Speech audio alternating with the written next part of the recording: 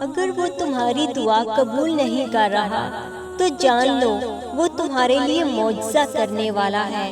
اگر اللہ دینے میں دیر کر رہا ہے تو جان لو وہ تمہیں بہت زیادہ دینے والا ہے۔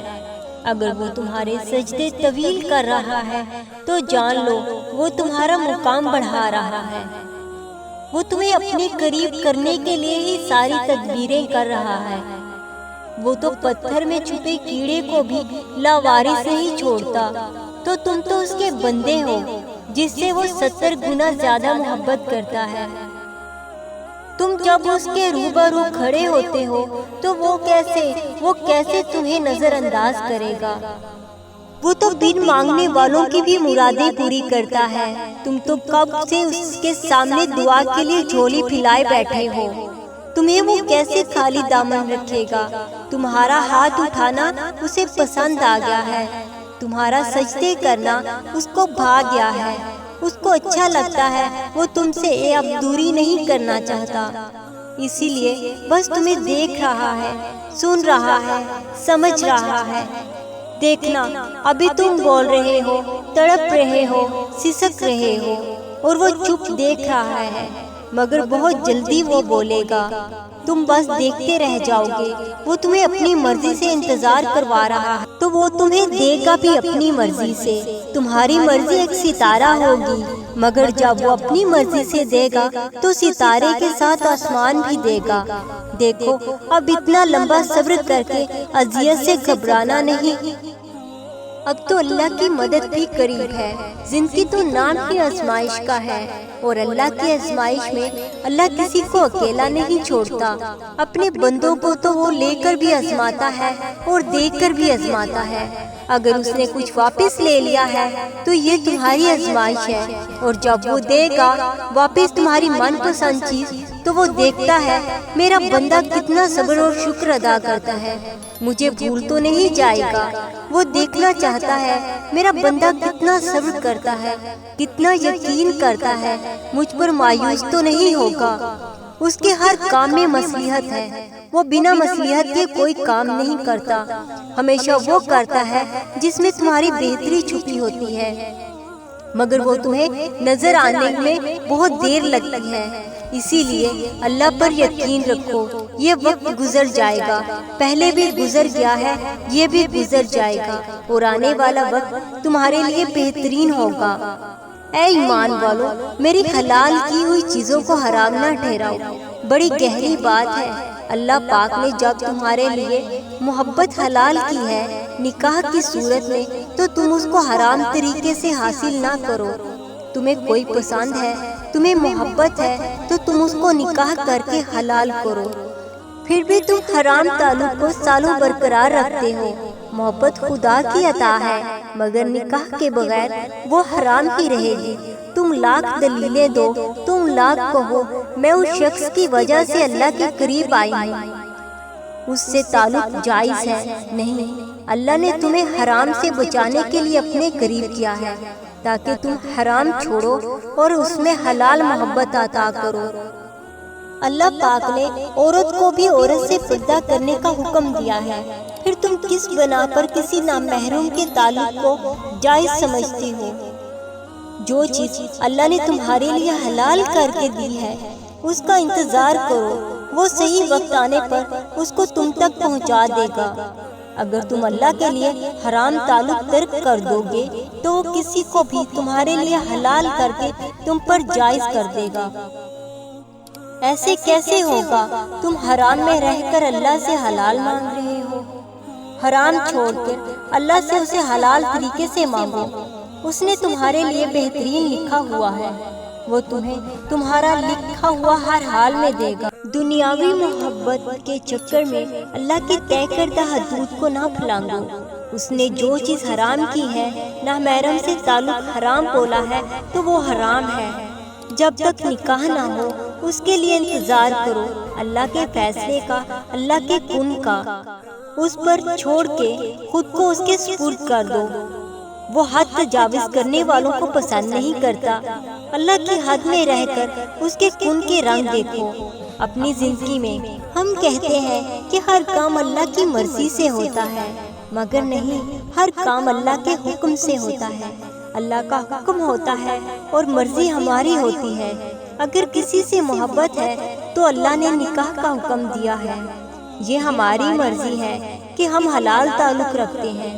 اللہ نے نماز کا حکم دیا ہے، آگے ہماری مرضی ہے ہم پڑھتے ہیں کہ نہیں۔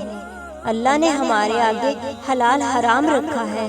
اللہ نے حکم دیا ہے حلال کام کرو، یہ ہماری مرضی ہے ہم حلال کو چنتے ہیں یا حرام کو۔ اللہ نے ہر کام تم پر واضح کر کے تمہیں حکم دیا ہے اس کو کرنے کا۔ اگر اللہ اپنی مرضی کرتا تو تمہاری کیا مجال تھی؟ تم حرام تعلق بناتے، تم برائی کرتے، تم محبت کرتے ہو کسی سے، تم اس کو حرام طریقے سے نبھاتے ہو، یہ اللہ کی مرضی تھی۔ تم حرام تعلق میں ہو، تم زنا کرتے ہو، یہ اللہ کی مرضی نہیں۔ اس نے حکم دیا ہے کہ نہیں کرو، اب تم چاہے تو اس کا حکم مانو یا اپنی مرضی کرو۔ اس نے حکم دیا کہ میری نافرمانی نہ کرو، آگے مرضی تمہاری ہے۔ وہ تمہیں بھی موقع دیتا ہے اس کا حکم توڑنے کے باوجود۔ جب تم اپنی مرضی کرتے ہو نا، وہ تمہیں تھکا دیتا ہے۔ تم حرام تعلق بناتے ہو نا، وہ تمہارا سکون چھین لیتا ہے، تمہیں وہ بے بس کر دیتا ہے۔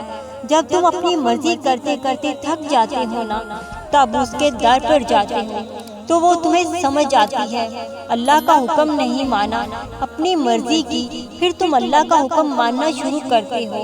وہ تمہیں اپنی مرضی عطا کرتا ہے، وہ تمہیں ہمت دیتا ہے۔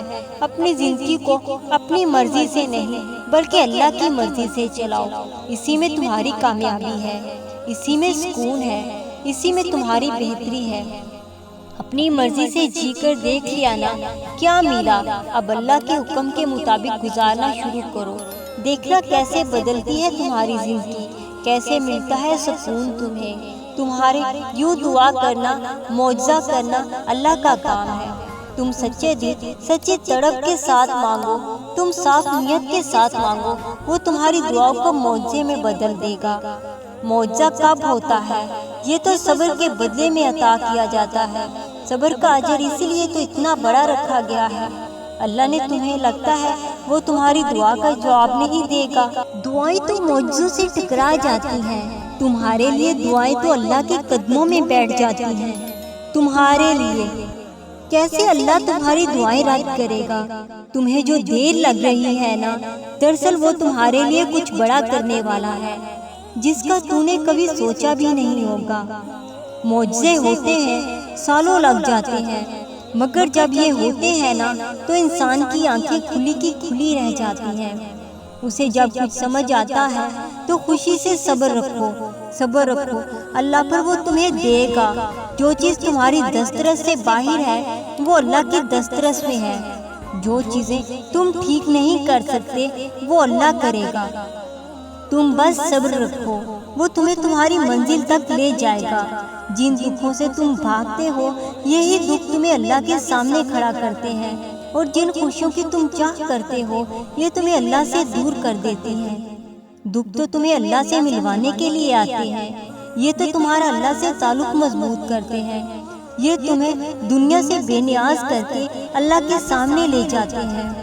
جن دعاؤں کو تم مانگ کے تھک گئے ہو، جن کے پورا ہونے کا کوئی امکان نظر نہیں آتا، یہ جان لو تمہارے تعلق کو اور مضبوط بنا رہی ہیں۔ تمہاری تڑپ عرش کو پار کر کے جاتی ہے۔ اللہ کے پاس جو تڑپ، جو درد تمہیں ختم ہوتا نظر نہیں آ رہا، یہی تو سکون میں بدلنے والا ہے۔ وہ کوئی بھی کام بغیر مصلحت کے نہیں کرتا۔ تمہیں دکھ میں مبتلا کرنا تمہیں اپنے قریب کرنے کے لیے ہوتا ہے۔ وہ تمہیں اپنی محبت دیتا ہے، تمہیں پھر بھی اس سے صلے کی آس ہے۔ وہ تو بن مانگے بھی دیتا ہے، جسے وہ اپنے سامنے کھڑا کر دے اس کی دعائیں بھی عرش پر قبولیت کے ساتھ درج کر لیتا ہے۔ وہ وہاں سے تمہاری دعائیں قبول کر کے عطا کرتا ہے جس کا تمہیں گمان بھی نہیں ہوتا۔ اس تھکتی ہوئی زندگی میں میری ہمت تو ہے مولا، شور مچاتی ہوئی دنیا میں سکون بھی تو ہے مولا۔ اے اللہ میری منزل تو ہے، اور اس منزل تک جانے کا راستہ بھی تو ہے۔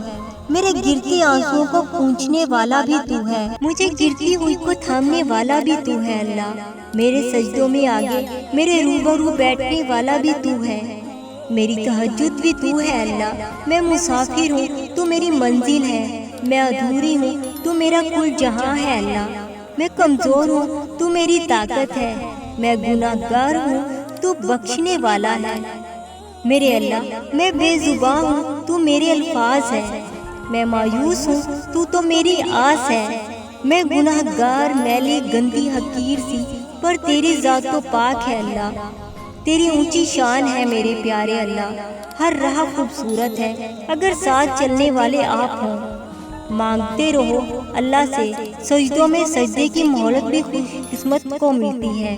جب انسان اپنی چاہت پر اللہ کی چاہت کو ترجیح دیتا ہے، سب سے پہلے تو پتہ ہے کیا ہوتا ہے، اللہ کو راضی کرنے والے قسمت والے ہوتے ہیں، جیت جاؤ گے دنیا و آخرت بھی رضا الہی سے، کیا پتہ پھر قسمت بنانے کی مہلت ملے یا نہ ملے۔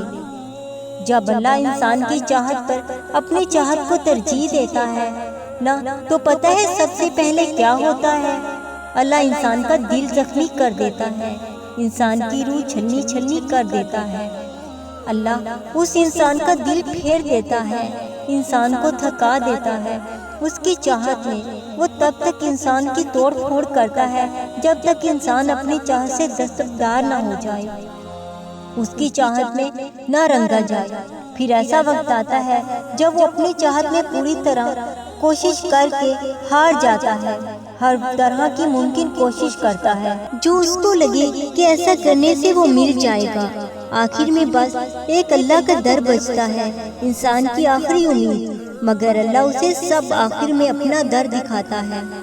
پہلے انسان دنیا سے پوری طرح ٹوٹتا ہے اللہ سے جڑنے کے لیے، جب انسان اللہ کے در پر جاتا ہے تو انسان پوری طرح تھکا ہارا اور درد سے نڈھال لوگوں کے لہجوں سے زخمی ہوتا ہے، انسان کا درد سجدوں میں ایک دفعہ پھر عروج پر ہوتا ہے، پھر وہ سارا درد اللہ کے سامنے سجدوں میں رکھ دیتا ہے، اس کی اس کیفیت سے گزرتا ہے جس سے وہ ہار کے آتا ہے، انسان اپنی چاہت کے لیے سجدوں کا سہارا لیتا ہے، وہ دن رات بس اپنی چاہ مانگتا رہتا ہے، آہستہ آہستہ انسان کے درد کا علاج کرتا ہے، پھر اسے قلبی سکون عطا کرتا ہے، اس پر اپنی محبت کے سارے دروازے کھول دیتا ہے، اس کو اپنی قربت کا احساس دلاتا ہے، اور پھر اللہ اس کی چاہت کو اپنی چاہت پر ترجیح دیتا ہے، اس کو اپنی طرف مائل کرتا ہے۔